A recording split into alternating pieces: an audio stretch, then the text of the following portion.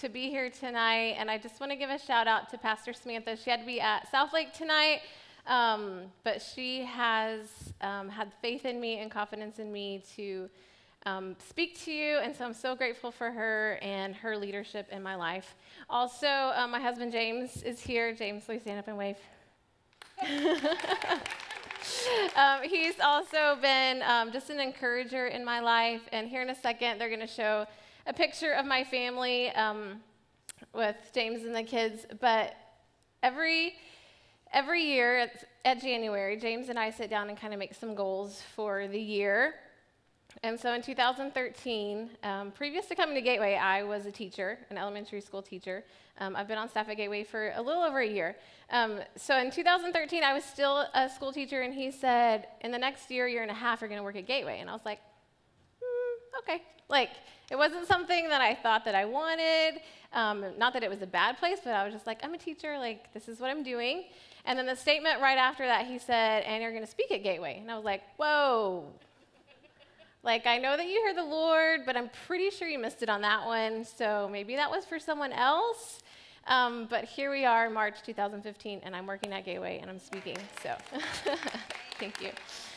So it's awesome. On the screen, you'll see James, of course, and then on the right is our little girl, Emma. She's 3, and just full of life, loves to dance, loves to sing, loves to just be happy all the time. She loves to just skip, be outside. So she is precious to us. And then Grayson on the left, he will be 18 months old next week. He is teaching me all about an adventurous little boy. And so it's a whole new world for me to learn to be a mom of a boy, but it's super fun. He likes to destroy things and build things up and make weird noises when he plays with stuff. So Emma never did that, so I'm kind of learning that.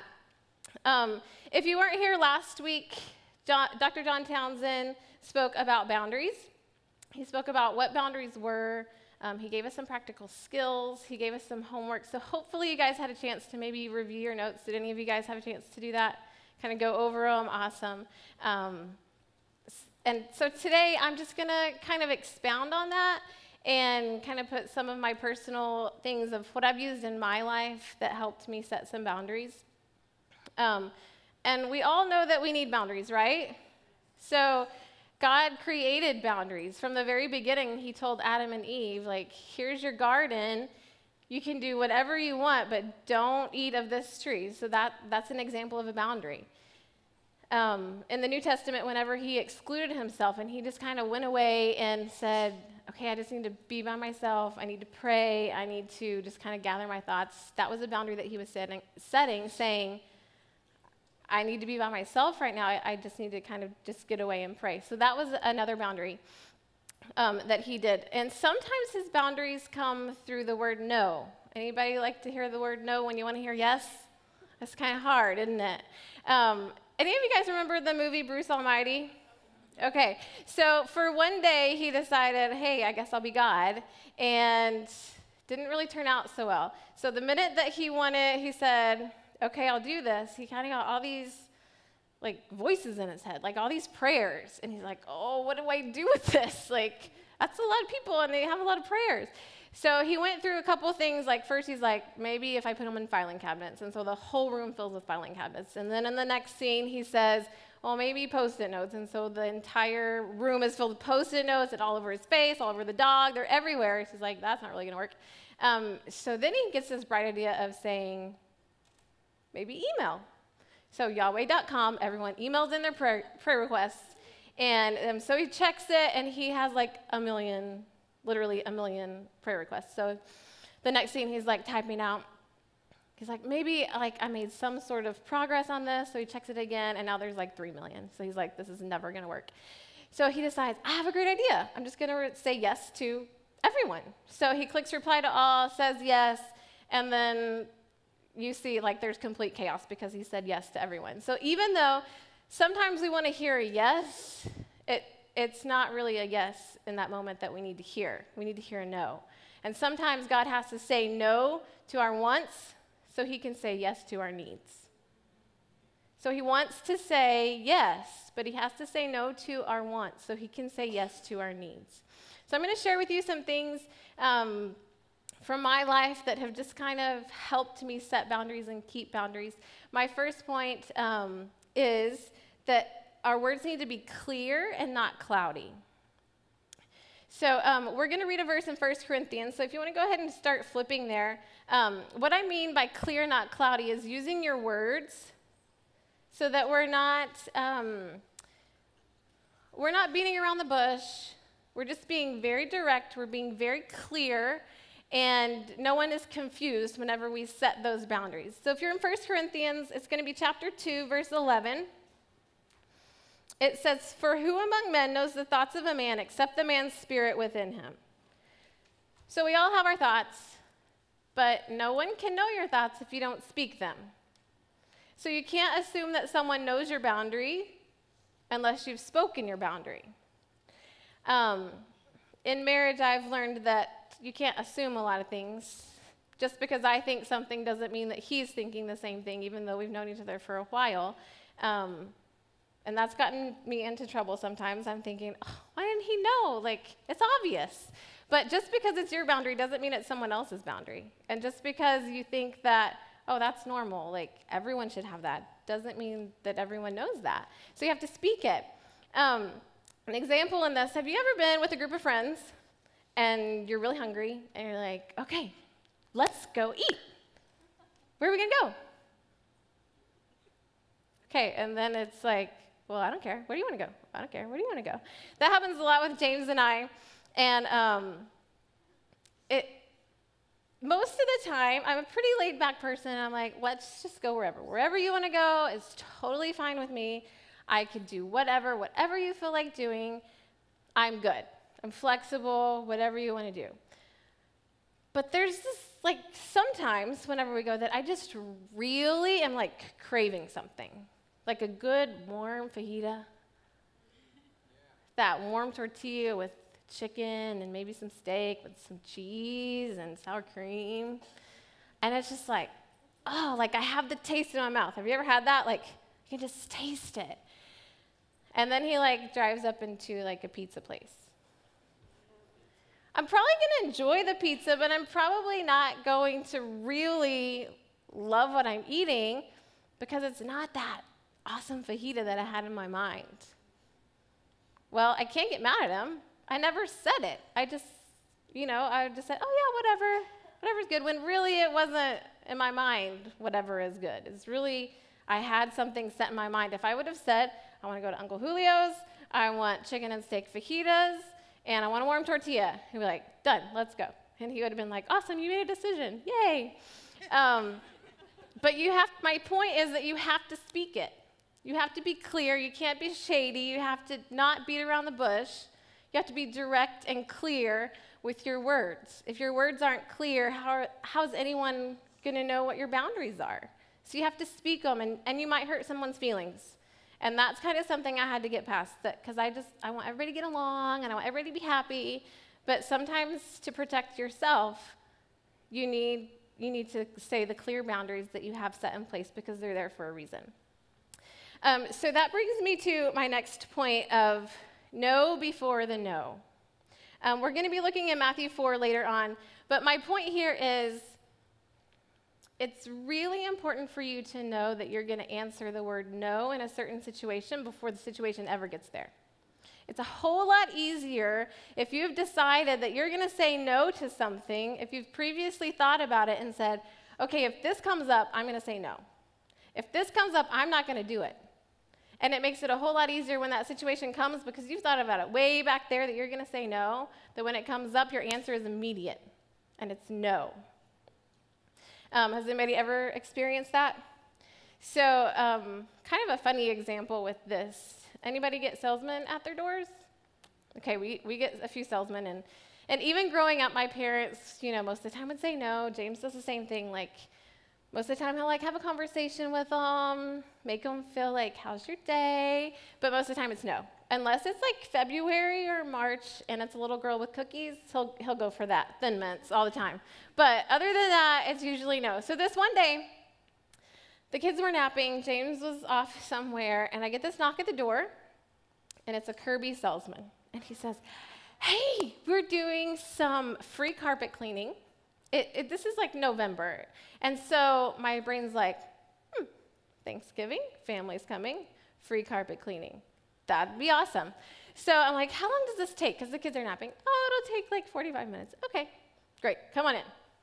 So he comes in, and he, gets out all of his equipment that takes like 30 minutes to get out. And he's continually asking me, so are you interested in this Kirby vacuum cleaner? No, probably not. Okay, so he does all these like fancy things. People love what this does, da, da, da. I'm like, no, probably not. So like 3 hours into this thing, like he's still asking me, do I want this vacuum cleaner? And I continually say no.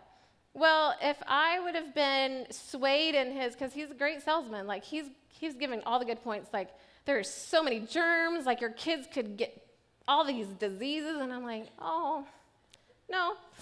Their immune system will be built up, I guess, because I'm not going to buy your vacuum cleaner. So I was firm in my no. And in the Bible, we see, if you go to Matthew 4, Jesus was also the same way. He was firm in his no, and he knew his answer before it ever even came up. So right after, this is right after John baptized Jesus, and he is going into the wilderness for 40 days and 40 nights, and right after that, the devil tempts him 3 times. You guys familiar with that story? Okay, so in verse 3, we'll pick up, and the devil says, if you are the Son of God, tell these stones to become bread. Jesus answered, it is written, man does not live on bread alone, but on every word that comes from the mouth of God. He knew exactly what the truth was, so he could identify the lie.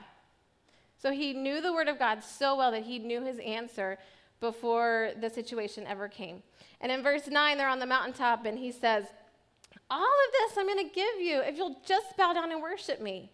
And Jesus said, away from me, Satan, for it is written, worship the Lord your God and serve him only.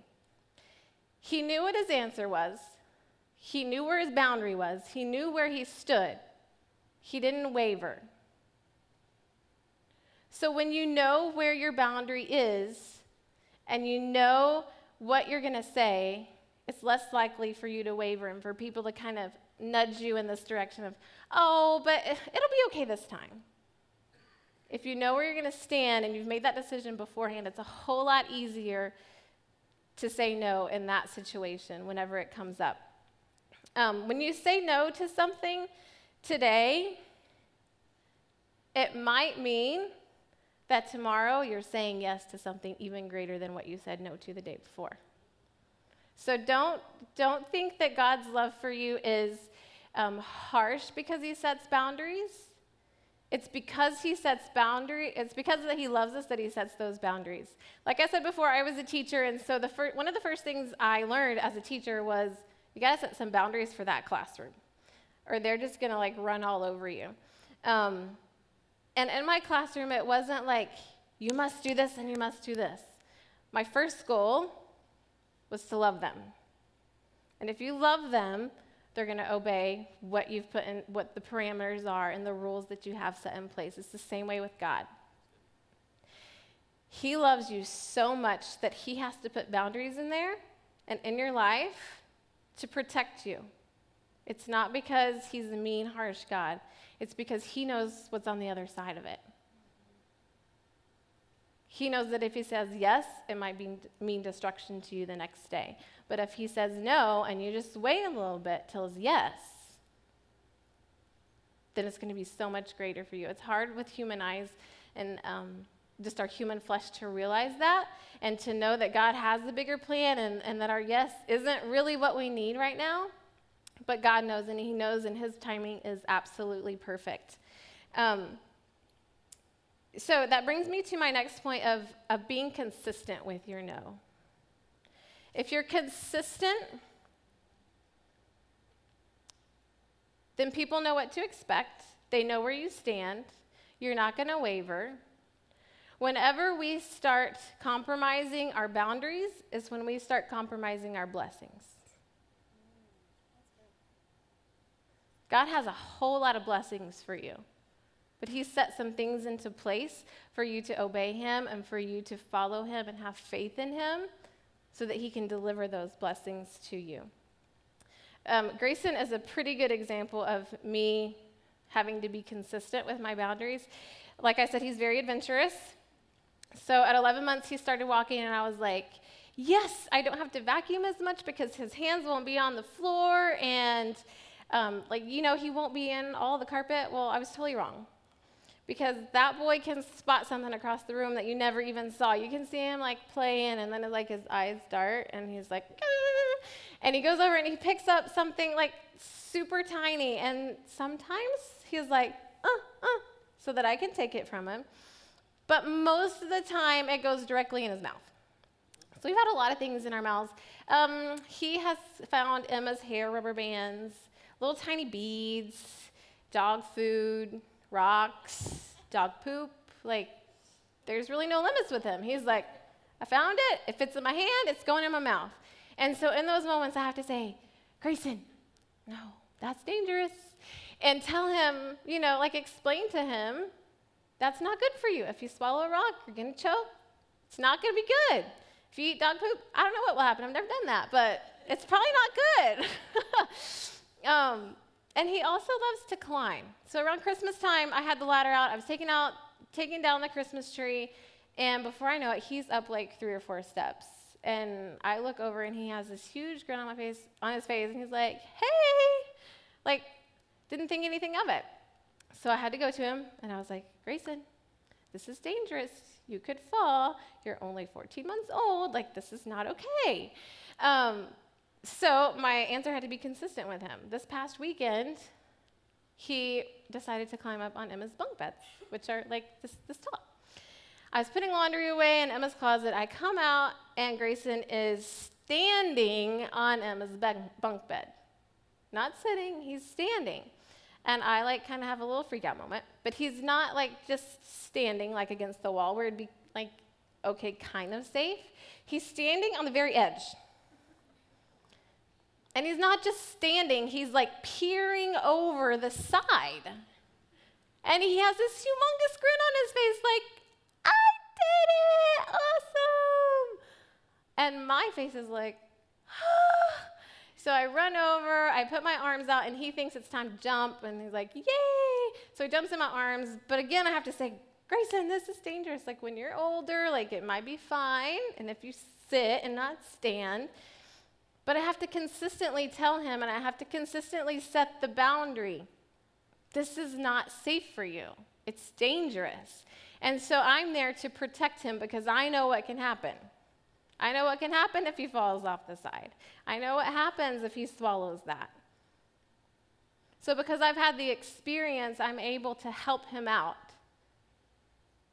and be able to help set a boundary for him that's safe for him, and I'm doing it because I love him. So in the same way, wherever relationship it is, whether it's with your children, whether it's with your parents, whether it's with a friend or a coworker, you've got to use all of these things. You have to be clear. You have to know that you're going to say no and set your boundaries. And you also have to be consistent with your boundaries. So if you're trying to think, okay, maybe some of my relationships are okay and maybe some of them are not, we're going to go over to Matthew 7 here in a little bit. But think about the fruit that relationship is producing. Is it producing good fruit or is it producing bad fruit? If it's producing good fruit, you've probably set some boundaries into place. So think right now of a relationship that you think, yeah, I think I'm doing okay in that relationship. I have some good fruit. But there might be a relationship where it's kind of rocky or there's kind of some struggle. And it might be because there's some bad fruit. So let's look in Matthew 7 real quick. Verse 17. It says, likewise, every good tree bears good fruit, but a bad tree bears bad fruit. A good tree cannot bear bad fruit, and a bad tree cannot bear good fruit. Every tree that does not bear good fruit is cut down and thrown into the fire. Thus, by their fruit, you will recognize them. So if there's a relationship, or maybe just part of a relationship that's kind of rocky, it's maybe producing some bad fruit, let's cut that part off. Let's change it by setting some boundaries. Because God wants you to produce good fruit. He doesn't want you to produce bad fruit. Kind of to, as I close and wrap things up, I want to show you another personal story where God has shown boundaries to me in my life, where he had to be clear, he had to be consistent, and he had to tell me no. James and I have been married almost 9 years, and about 4.5 years ago, we decided, okay, I think we're ready to start a family.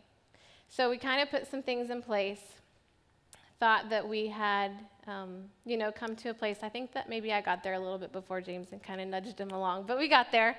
And so we had to set up some things. We thought we were ready. Month 1 went by. The answer is no. Month 2, God's still telling us no. Month 3 and 4 and 5, the answer is still no. And it's getting hard because it's a desire of mine to be a mom, and it's a desire of him to be a dad. And I know that my God answers the desires of my heart. So I'm like, God, why?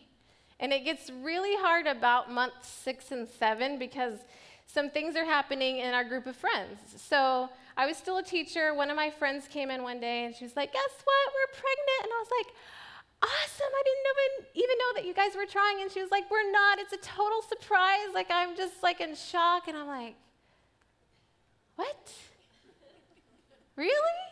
Well, I really was like genuinely happy for her, but I still was like, okay, that doesn't make sense, but I have faith, God. Like, I know your timing is perfect. So in another instance, James and I were at my parents' house, and he's flipping through Facebook, and he says, hey, guess what? Our friends are pregnant. And like, I don't even think I had a fake smile. I was just like not happy. I couldn't be happy for them because I was so sad that it wasn't me. And I just didn't like that feeling. So I had to confess that to God. Like, God, I know that's not healthy, but I just can't be happy for them because that's just a desire that I want. And you've said no. And so I was just like, kind of just distraught. Have you ever been there? Like, where's my yes? So finally, a couple weeks later, it was actually James's birthday. He woke up and he's like, you're pregnant. And I was like, okay. So he was like, take your pregnancy test. So I took it, and immediately it came out positive, and I was like, that's not right. Go get another one. Didn't believe it. So it turns out, yes, I was. I went to the doctor. It was confirmed. So we finally got our yes. But you know what? It was worth all the no's, because did you see the face of our little girl?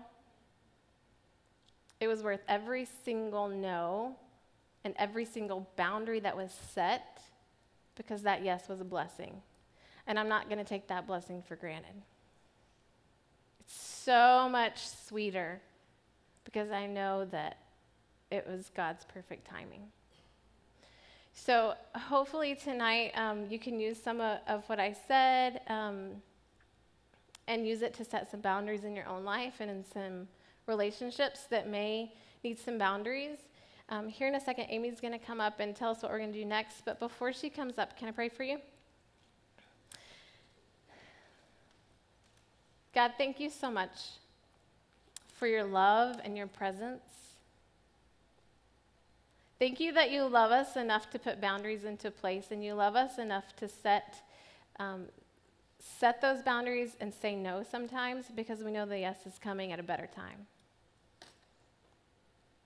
So Jesus, we praise you and we thank you, and I pray for the groups that go on tonight, God, that authentic relationships would happen and that your presence would fall on each group member. In Jesus' name, amen.